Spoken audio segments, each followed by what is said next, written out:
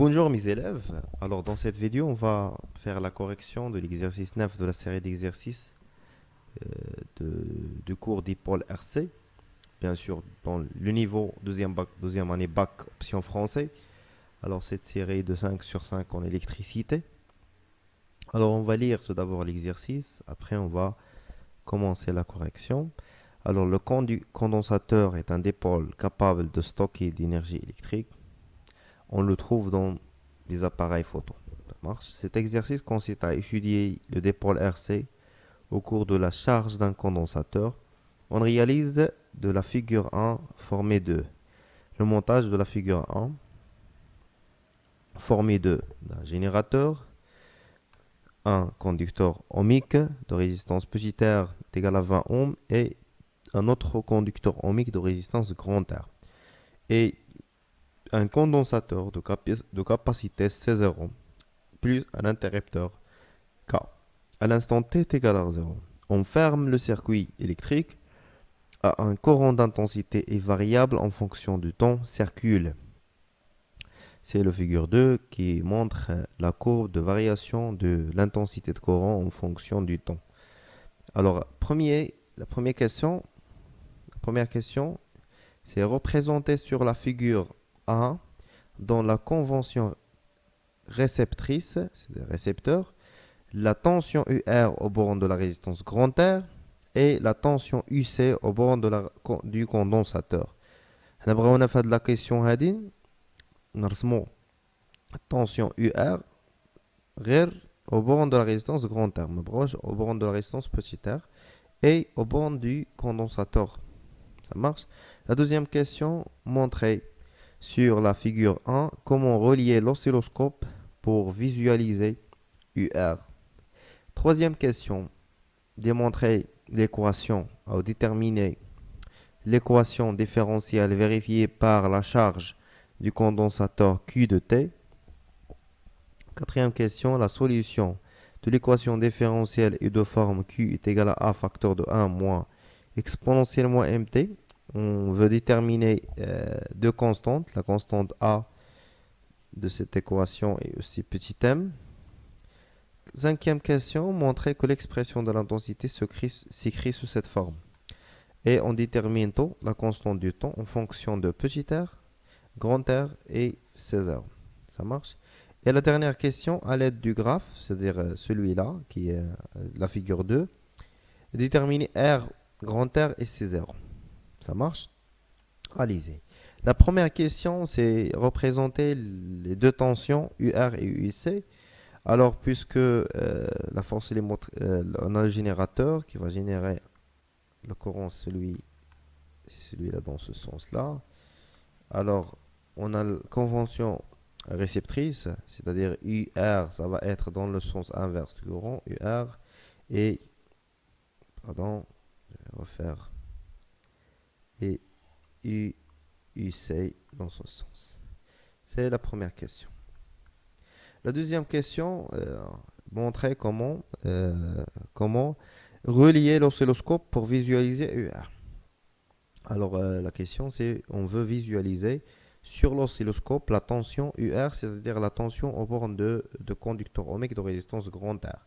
Alors on a la queue du flèche, on va mettre la masse et dans la tête de la flèche, on va faire l'entrée de l'oscilloscope. Ça marche. Bien sûr que l'oscilloscope, il représente l'œil dans l'électronique, c'est-à-dire à travers lui, on peut visualiser différentes tensions. La question 3, déterminer l'équation différentielle de la charge du condensateur de condensateur OB par Q de T. Alors on a le circuit suivant, on a petit r, on a notre générateur de force électromotrice E, l'interrupteur K, il est fermé. La deuxième résistance grand R. Et finalement, notre condensateur de capacité C0. Alors, d'après, on va schématiser les tensions.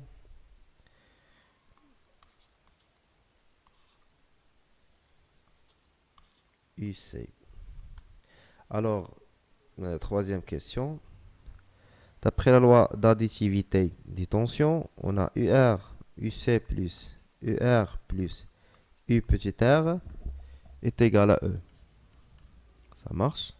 Alors, on va remplacer UR par R fois I plus petit r fois I est égal à E. Et on sait que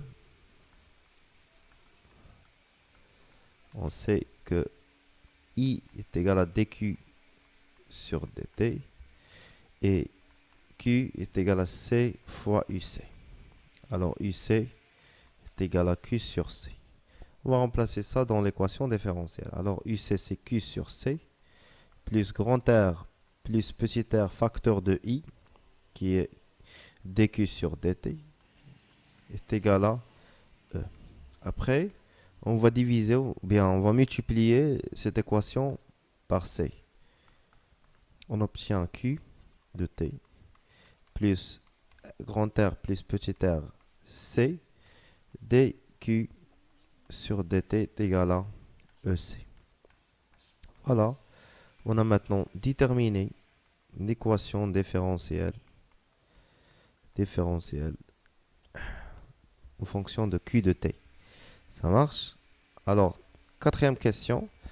Quatrième question, on a la solution. Quatrième question, ils ont proposé une forme solution Q de T est égal à A facteur de 1 moins exponentielle moins M de T. La question, c'est déterminer A et déterminer petit m. Alors, pour déterminer ces deux constantes, il suffit de remplacer la solution dans l'équation différentielle. Alors, l'équation différentielle, c'est celui-là, plus C0, d de Q sur dt est égal à E C0. Alors, pour remplacer cette solution dans l'équation différentielle, on va calculer la dérivée de celle-là. Alors, Q de t est égal à 1 moins A exponentielle moins M de t. La dérivée de ça, c'est moins A fois la dérivée de celui-là, moins M exponentielle moins M de t. On trouve que c'est A M petit m exponentielle moins petit mt. On va remplacer maintenant dans l'équation différentielle, c'est-à-dire on a 1 moins A exponentielle moins M de t, c'est la solution Q de t, ça marche, plus grand R plus petit r facteur de C0 fois ça, fois petit m A exponentielle moins mt, est égal à EC. Alors on a A exponentielle, on va factoriser par ça, on obtient A exponentielle moins M de t, facteur de quoi? Facteur de R plus petit r, C0 M moins 1 est égal à EC moins A.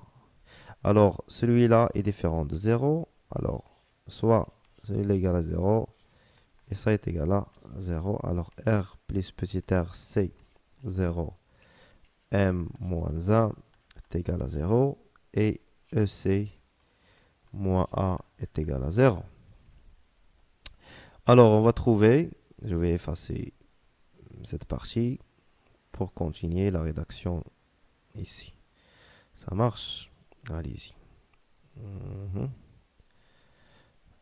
Voilà. Alors, on va continuer ici. Alors, on a ici petit m est égal à 1 sur R plus petit r fois C0.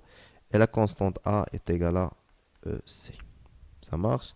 Et on a déterminé les deux constantes A et B. Alors, la solution générale devient E de Q de T est égal à EC, bien sûr C0 ici. N'oubliez pas de mettre ici C0. C'est le même condensateur. Alors, facteur de 1 moins exponentielle moins T sur la somme des deux résistances, grand R plus petit r fois C0.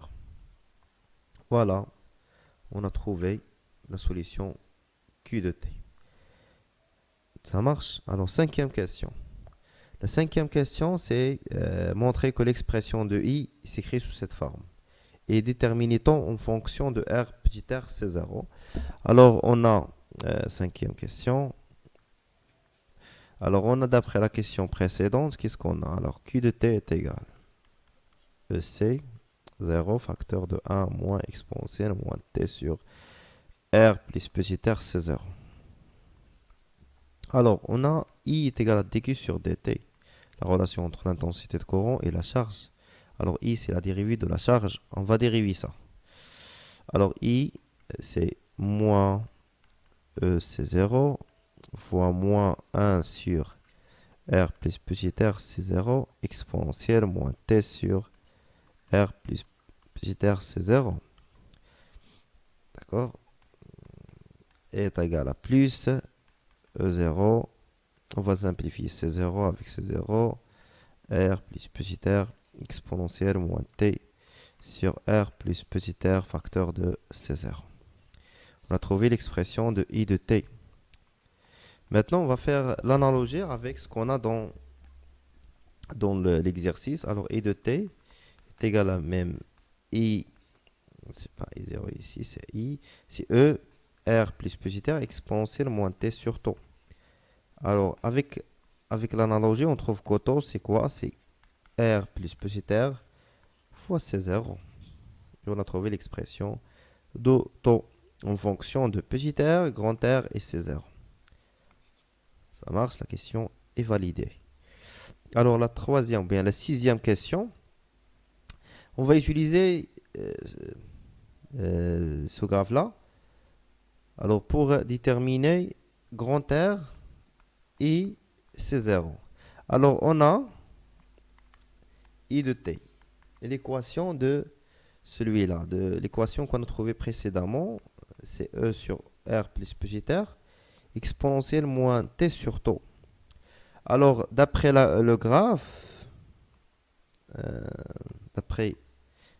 on peut déterminer taux. C'est ici, c'est 10, 12, 14. Alors, taux est égal à 14 millisecondes. La deuxième chose qu'on peut trouver à partir de la courbe, c'est que E sur R plus R0, lorsque I est égal à 0, T est égal à 0, est égal à E sur R plus petit r. Est égal, on va chercher à T est égal à 0. L'intensité de courant est égale à 2 mA. Alors ça est égal à 2 mA. Alors maintenant, on a deux équations. À partir de celle-là, on va déterminer grand R. Et à partir de temps, on va déterminer C0. Ça marche? Alors, maintenant, on a E est égal 2 fois 10 à la puissance moins 3, facteur de R plus petit r. Alors, E moins 2, 10 à la puissance moins 3 fois petit r sur 2 fois 10 à la puissance moins 3 est égal à grand R. Alors, application numérique, on trouve que grand R est égal à 4,48 kilo ohms. Et on a trouvé la valeur de la résistance grand R. Ça marche? Alors, la deuxième partie de la question, c'est déterminer C0. Pour déterminer C0, on va utiliser la constante du temps, taux. Alors, on sait que taux est égal, d'après la question précédente, taux est égal à R plus petit r fois C. Alors, on a taux est égal à grand R plus petit r fois C0. Alors, C0, c'est quoi? C'est tout simplement taux sur R plus petit r. Alors, taux, c'est 14 millisecondes. Et petit r est égal à 9, 20 ohms. Et grand R est égal à 4,48 kilo ohms. On va faire l'application numérique. Alors, C0 est égal à 14 fois 10 à la puissance moins 3. C'est-à-dire, on passe millisecondes vers la seconde. Sur 4,48 fois 10 à la puissance moins 3. Plus 3, pardon, c'est kilo ohm vers le ohm, plus 20. On va trouver C0 est égal à 3,1 fois 10 à la puissance moins 6 farad. Ce n'est que 3,1 microfarad. Très bien. Bon, on est arrivé, on a trouvé la capacité C0 dans notre condensateur. Alors, on est arrivé à la fin de l'exercice. N'oubliez pas de partager la vidéo et abonnez aussi avec un